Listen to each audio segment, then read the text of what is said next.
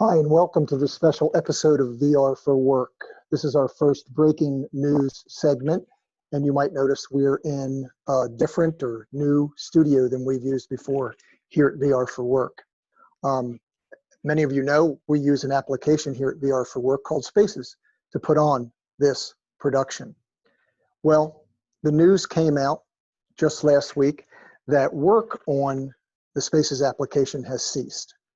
The devs announced on their website and in the Discord that they're moving on to other things, and that the current version of Spaces that we're using today is the last version that will be available.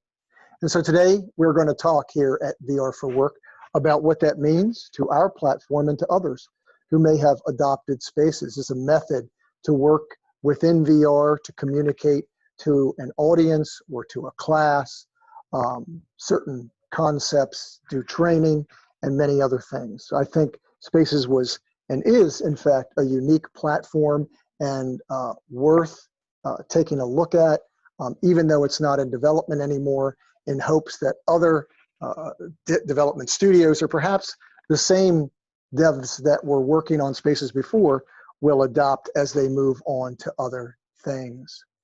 So let's take a look. So again, Spaces, many of you might know or recognize this video looping behind me or beside me as the video from their website. And there was a lot of excitement and interest in Spaces when it first launched, which was probably just over 8 months ago. I know I happened upon it quite by accident as I was doing some research and working in VR. And certainly when I first tried it, it kind of set off a light bulb in my head as, hey, this is a platform I could really use to share my experiences with others, and started to use it. Again, a lot of excitement behind it.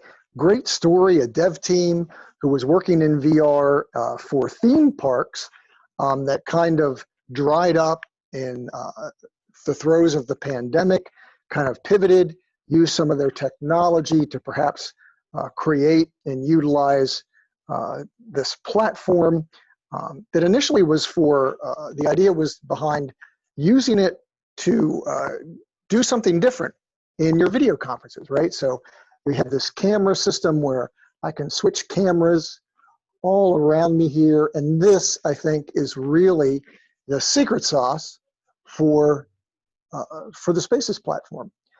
I can import my avatar. I can do lots and lots of different things here in Spaces that I think really help me convey my messages. So here's the message that the devs put out. Spaces is heading in a new direction.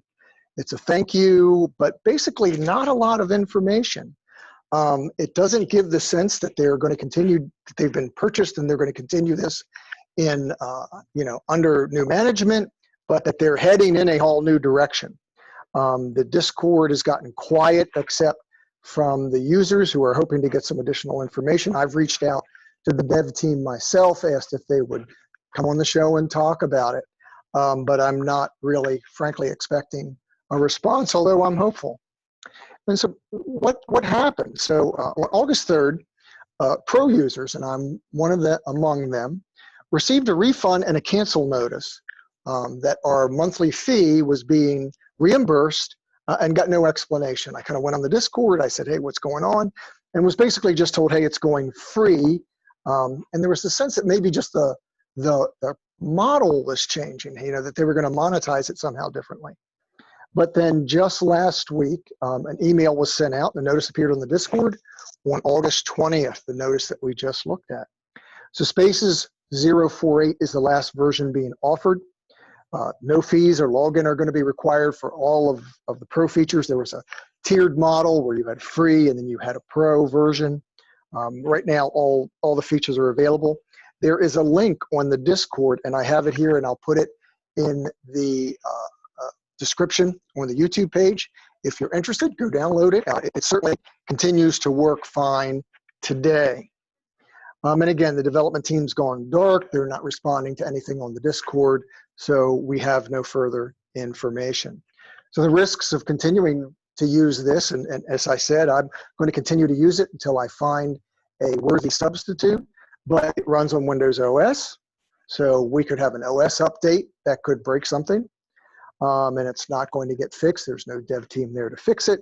It requires Steam to run the VR APIs. So Steam could do an update that could break something. It links to Lumi to bring in my avatar. Now I've synchronized 2 avatars, so I'm assuming that they'll be there even if the link to Lumi breaks at some point. And then similarly, a link to Sketchfab to bring in 3D objects is there. So if any of those API or connection links change, it could break Spaces, and that could be it for the utilization of it. Things that you might look for, that I'm looking for in terms of a replacement criteria, these 3D environments and these stages that you're seeing have been very nice to bring a certain mindset in to the environment that you're operating in and that I'm doing this production in and that you get to watch me in. So that's something I'd be looking for.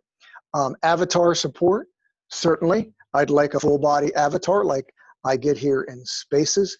Most systems are just going to give you maybe head, shoulders, hands anymore. And in here, I like, let's see if I can get a good shot where, okay, here I am. So you can see I've got a full torso, legs, head, arms here in the Spaces environment. So that was always, I think, helped in terms of presence and embodiment that you were actually interacting, watching, and seeing someone. The third person in-app camera. So again, a lot of VR applications allow you to record, but you're recording from your point of view. Here, again, we have these cameras that I can actually be seen in around the entire stage. And so the ability to move that, I'm able to operate and produce this show completely on my own. And that was just incredible to me. The desktop screen mirroring. So what you're seeing beside me is my actual laptop desktop running a PowerPoint presentation. And that's how I've done all of these applications or productions with this application, being able to bring my desktop in. And then of course the recording capability. Now for Spaces, there wasn't a built-in recording function, but because it was built on the premise and the platform of participating in video conferences, I spin up a Zoom session, and I actually just have a Zoom session with myself and record the output. Boom, I've got it. I do a little bit of light editing, and up on the YouTube page it goes. So, you know, Spaces to me was just kind of really lightweight, easy to get into VR application to talk about VR in, and I hope I can kind of continue to use it for some time to put on these shows. But there are a couple of alternatives that I've already started to play around with. Immersed, which you've seen me talk about on my YouTube page, does provide a single in-app camera. So I can go into those environments. They do have 3D environments. I can pull out a camera. I can launch a Zoom session. I can record, share my desktop. But there isn't maybe that same sense of presence that I have here. Again, I get the torso view, the floaty hands, the head, and the shoulders. Now, Engage is one that I'm particularly interested in. Again, you know, you can see a full overview of Engage on the site. It's probably one of the top VR platforms for training and education right now, which is kind of in essence what I try to do. You have the full body 3D avatar. You've got great, many different 3D environments to pick from. A lot of companies utilize Engage. The pro level membership is $50 a year, so you can't beat that. So I'm going to be working with some folks to figure out how I can best record and get that recording out to the audience here on YouTube.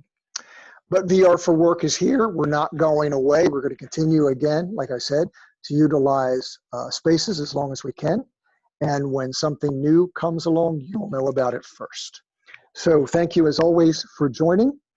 and we'll see you in the metaverse. Bye now.